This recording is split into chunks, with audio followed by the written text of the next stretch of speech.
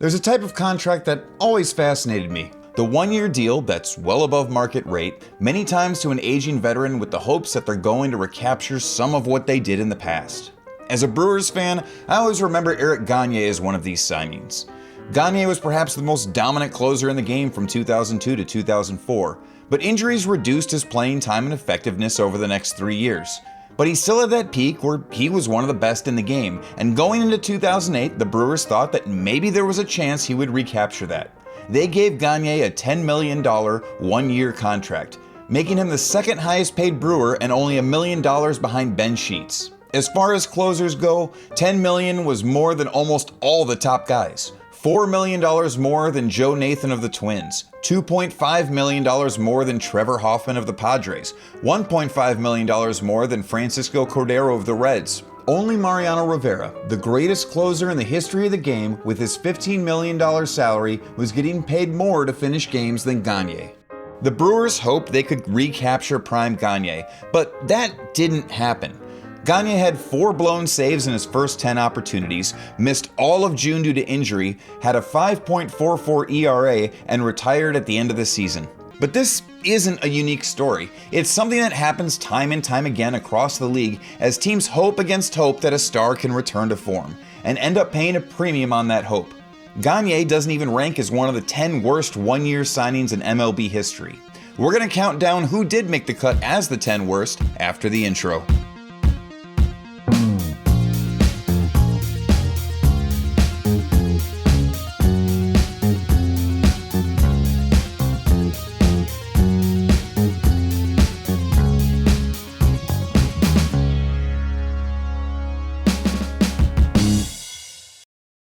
You may have noticed that my channel logo has changed from the dead-eyed Mr. Met.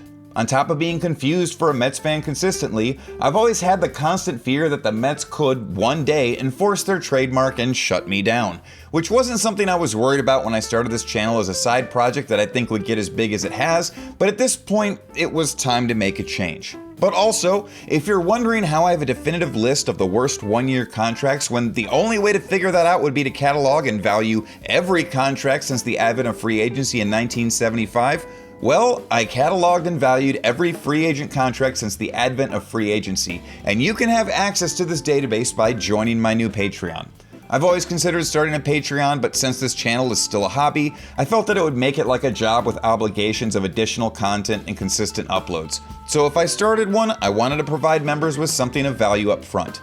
For $2 a month, you too can have access to all 7,500 free agent contracts and extensions in MLB history, adjusted to $2025 and ranked by the value the player provided. A hearty thank you to those that have signed up to the Patreon. Appreciate the support. Link to the Patreon in the video description. Now onto the list. Number 10. Greg Holland in 2018 with the St. Louis Cardinals. After missing all of 2016 due to Tommy John surgery, Greg Holland was great in his 2017 contract year with the Colorado Rockies. 41 saves, an All-Star appearance, and an NL Comeback Player of the Year award are a great way to enter free agency. The Cardinals, looking to bolster their bullpen, gave him a one-year, $14 million contract in 2018. His first appearance with the Cardinals would be a sign of things to come. In the 10th inning of a tie game, Holland's first 5 batters faced as a Cardinal went walk, walk, sacrifice bunt, intentional walk, walk. He was then replaced by Bud Norris. In his first 9th inning save opportunity, protecting a 3-run lead against the Pirates, it will go single, reached on error, and double to tie the game. He was then replaced by Dominic Leone. Holland was supposed to be the team's closer when he signed. His blown save against the Pirates would be his only 9th inning save opportunity on the year, and he never rebounded. In late May, he had 4 appearances in a row where he gave up 2 runs before being placed on the injured list for 3 weeks. It looked like he stabilized once he returned, giving up 0 runs in 8 straight appearances and lowering his ERA from a disastrous 9.45 to a more modest 6.3. But then the troubles returned with a 5-run blowup against the Giants. By the end of July, the Cardinals had seen enough and released Holland. The Nationals picked him up on a league minimum deal the next week, where he went on to have a 0.84 ERA in 21 1/3 innings. Closers are funny sometimes. Greg Holland's $14 million contract in 2018 comes to an inflation-adjusted amount of $16.4 million, and his negative 1.4 WAR with the Cardinals comes to a total value of negative $28.7 million. Number 9. Pedro Feliz in 2010 with the Houston Astros. Pedro Feliz did not have a run like Eric Gagne, that's for sure, and was mostly known as a below-average bat but with great defense at third base. From 2006 to 2007, he graded out as the best defensive third baseman in the league, where even with the below-average bat, overall he was near a league-average player. But he makes this list not because the Astros threw a lot of money at him. His one-year deal in 2010 was only for $4.5 million, but because after he signed that contract, he was possibly the worst full-time player in all of baseball that season. Even his defensive prowess went away as he graded out as a below-average defender, but what really sunk his value was his offense. He put up a 40 WRC+, which among position players with over 400 plate appearances rates as the 8th worst hitting season since 1990. After being relegated to a part-time role in mid-July, he was traded to the Cardinals, who were fighting for a playoff spot, being only 3.5 games out of the NL Central and 2 games behind the Phillies for the wild card. But had just lost their third baseman David Freese for the season with an ankle injury, and Feliz was back to playing full-time.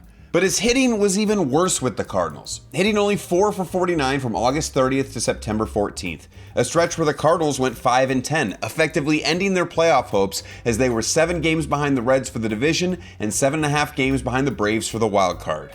Feliz would lose playing time the last few weeks of the season to rookie Daniel Descalso. Pedro Feliz's $4.5 million contract in 2010 comes to an inflation-adjusted amount of $7.7 million, and his negative 2.4 WAR brings the contract to a total value of negative $28.8 million.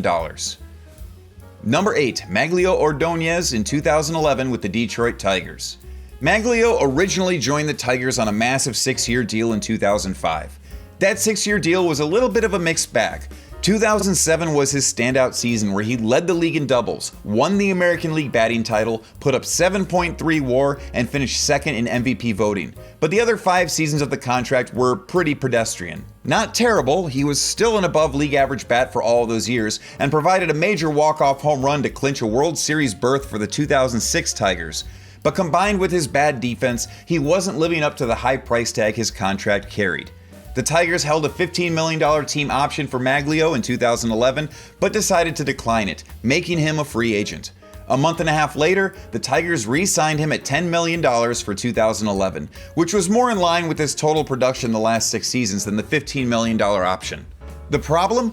He didn't produce anywhere close to what he had done the previous 6 seasons.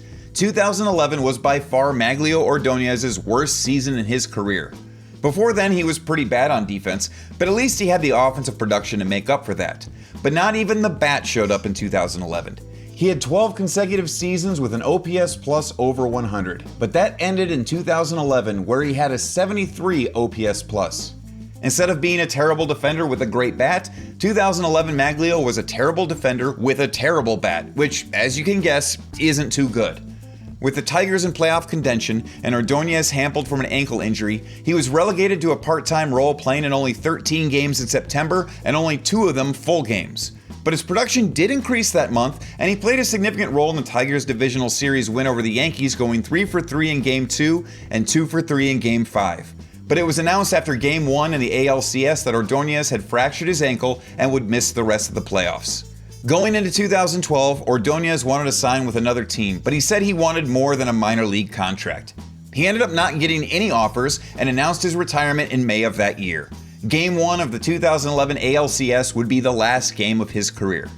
Magglio Ordonez's $10 million contract in 2011 comes to an inflation-adjusted amount of $16.7 million, and with his negative 1.4 WAR comes to an overall net value of negative $29 million.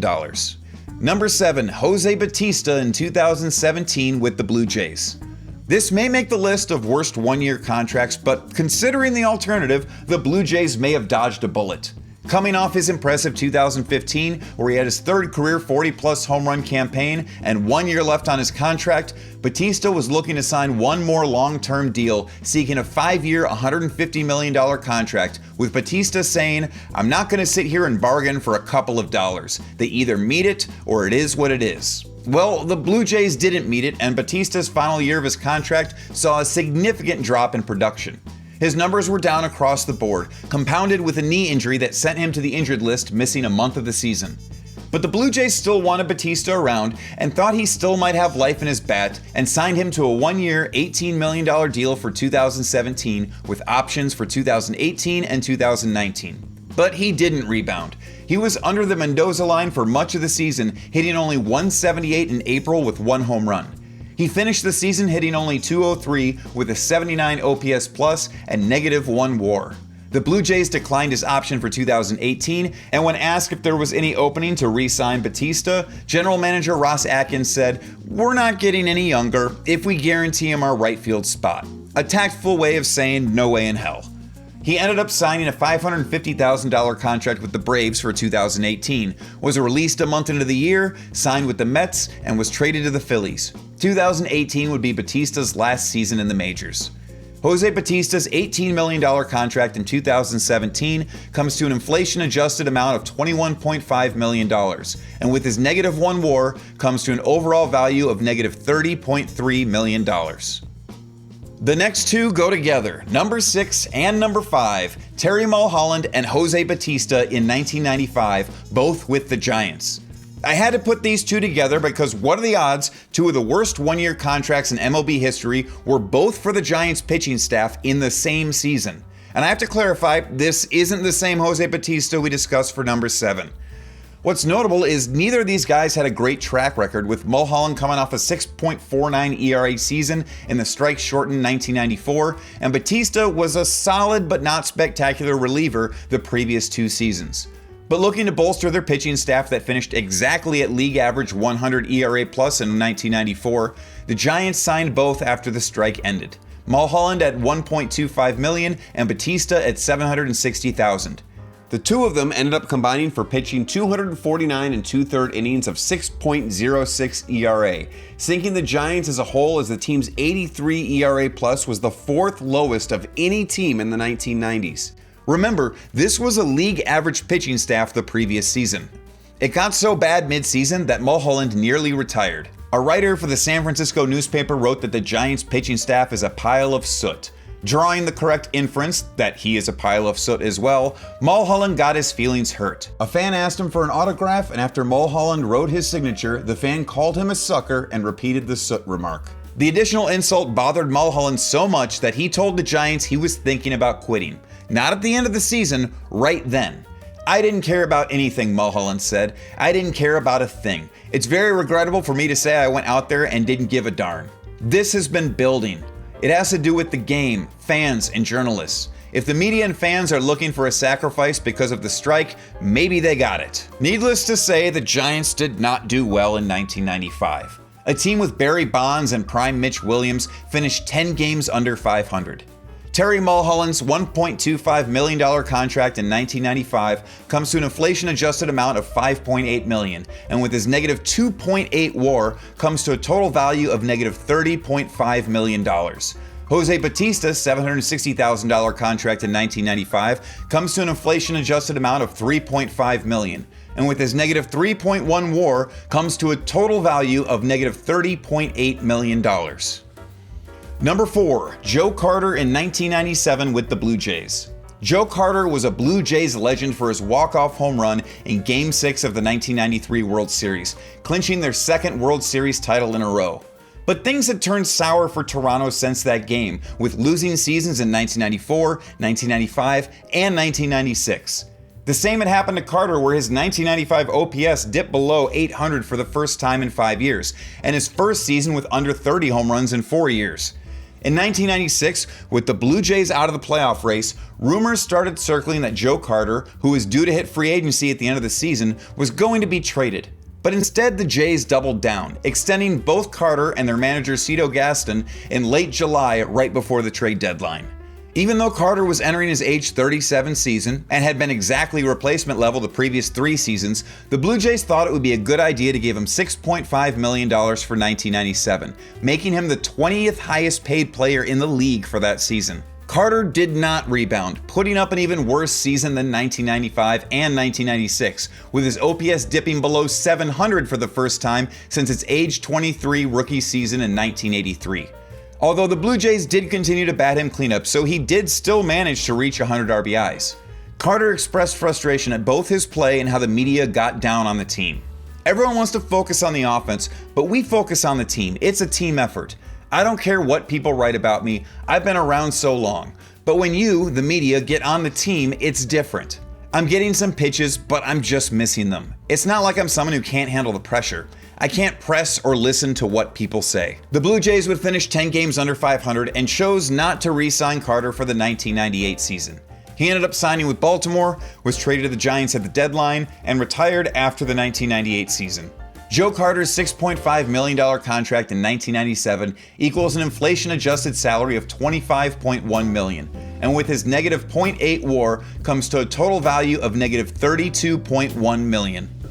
Number 3, Bartolo Colon in 2017 with the Braves. I got in a bit of trouble with this one on Reddit. In doing a bit of a test of my spreadsheet, I posted the top and bottom 10 contracts for a few teams on some team subreddits, including the Braves. When Bartolo showed up at the bottom 10 list, I received the comments, "Bartolo Colon will never be a bad pickup," and "He was Bartolo, I'm not in this for the stats. Big Sexy was legendary." But if you haven't picked up on this by now, I am in this for the stats, and I guess, in a way, his performance with the Braves was legendary, just not in the right way. Bartolo had a great career, 48.2 WAR, 21 years in the league, one of the most memorable home runs in baseball history. But his tenure with the Braves was not that. Not only did the Braves sign Bartolo to his third highest salary in those 21 years at $12.5 million, but he clearly had the worst season of his career. The 44-year-old Colon made 13 starts for the Braves, and in 7 of them he gave up 6 or more runs, had a record of 2-9, and was released by the Braves in early July with an 8.14 ERA in 63 innings.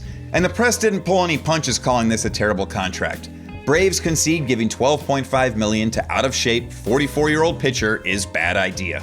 Worst free agent signing. The Braves inexplicably signed the 43-year-old Colon for $12.5 million. And Braves manager Brian Snitker said after the Braves released him, "It wasn't easy because he is such a great guy and a wonderful teammate, but it just wasn't happening here." Colon would sign with the Twins after the Braves released him, to much improved numbers, and that offseason signed for nearly a tenth of the price with the Rangers before retiring after 2018. Bartolo Colon's $12.5 million contract in 2017 comes to an inflation-adjusted amount of $14.5 million, and with his negative 2.3 WAR in only 13 starts, comes to a total value of negative $34.7 million. Number 2, Adam Wainwright in 2023 with the Cardinals. Speaking of making fan bases mad, talking bad about any part of Adam Wainwright's tenure with the Cardinals is asking for trouble from Cardinals fans. But 2023 was not it. The Cardinals signing Wainwright for 2023 was done for one reason. 2022 was the farewell tour for Yadier Molina and Albert Pujols, and 2023 would be the farewell tour for Wainwright, a celebration of the last 15 years of the Cardinals that included 13 playoff appearances and 2 World Series wins. And to top it off, Wainwright was going into 2023 just 5 wins away from 200 career wins. The plan was, sign Wainwright, have him make a handful of starts to hit 200 wins to a packed crowd, maybe by the All-Star break, and have him retire to a heartfelt standing ovation after the 200th win. And the Cardinals turn the page as a franchise to the next generation. That is not what happened. It was looking okay early, just 8 starts in, and Wainwright already had 3 wins. Only 2 more to go, but the next 11 starts would not stick to the plan. Not only did he have a trip to the injured list in July, but in those 11 starts, he had 0 wins and 10 losses with an ERA of 10.72. It had hit this awkward moment in mid-September, only a couple weeks left in the season, where there was a legitimate conversation of, wait, what if he doesn't actually get to 200? He had not recorded a win in almost 3 months. There was even talk of using an opener and substituting in Wainwright if the Cardinals were winning to give him a bit of an artificial win if it came to that. I was just feeling the lowest of lows, and a teammate would text me, "Hey, we believe in you. We know you're going to finish strong, and and you're going to help us win games. Finally, with just 2 weeks left in the season, Wainwright locked down and won 2 consecutive games, including his 200th at home against the Brewers, which would be the last game of his career. Albert admitted on his retirement day that there was a time, because it was so rough, that he thought about quitting. Was there ever a time this season where you thought about it? Yeah, several times. Just I'm not a very good quitter, you know. But, you know, when you're pitching bad and you're hurt and injured and everything's hurting, everything's going bad, you know, little bloops and home runs and all kinds of bad stuff. When that's all happening, your natural tendency is to say, I need to hang them up. And you know what? There's probably times where I probably could have and should have, but I'm so glad I didn't. So glad we got to the end of it. And I literally left everything I have out there. You know, I can barely throw a ball right now. So. Adam Wainwright's $17.5 million contract in 2023 comes to an inflation-adjusted amount of $18.1 million, and his negative 1.9 WAR brings it to a total value of negative $34.9 million. Number 1, Pete Rose in 1983 with the Phillies.